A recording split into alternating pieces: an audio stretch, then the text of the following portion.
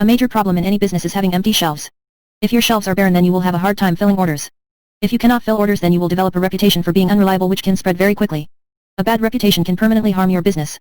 A situation you may want to avoid if you want to make money and stay in business for a long period of time. It is already hard enough to do business in the new business environment. Why make the problem harder than it already is right now? Of course, your suppliers also want to keep your shelves stocked as well. Albeit for selfish reasons, but there is a symbiosis between both of your businesses. It does not benefit their business to have yours closed unless they make a tactical decision to directly compete with you. A decision that they are unlikely to take in most cases. There are always outliers, but most businesses want to do what they do so that they can sell you what you need to do your job. The interdependence does mean that anything that affects their business is likely to have an effect on yours. Weather or other disruptions may make getting the products and supplies you need difficult to procure.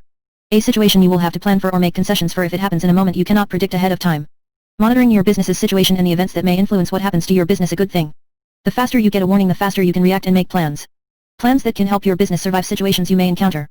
Of course, all of this, for the most part, is avoidable. How do you avoid it? You make sure that you have enough products or supplies to do the job in advance. The best way to do that is to make sure that you have an industrial storage system up to the task. You want an optimized solution to handle your products. Products you will need in good times and bad to make sure that your business runs appropriately and avoids creating that negative view of itself with its customers. What system will work well for your business? Many businesses find that the best system they can use is a pallet rack.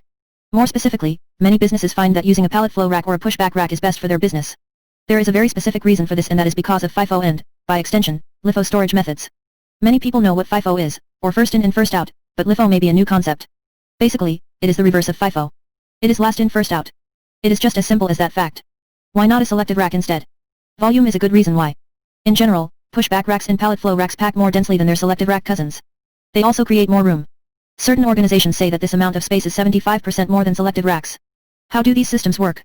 They replace the frontmost pallet or product automatically through the use of specially made rollers and gravity.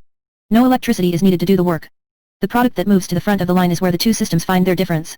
A pallet flow rack pushes the next oldest product to the front. A pushback rack pushes the next newest product to the front. How does this difference work?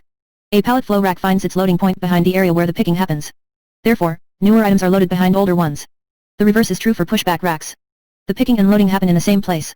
Therefore, newer items push back older ones. Subsequently, those pallet flow racks work well for businesses that have expiration dates they need to be cognizant of and adhere to when they do business. If you are not a business like that, then a pushback rack is probably the best for you.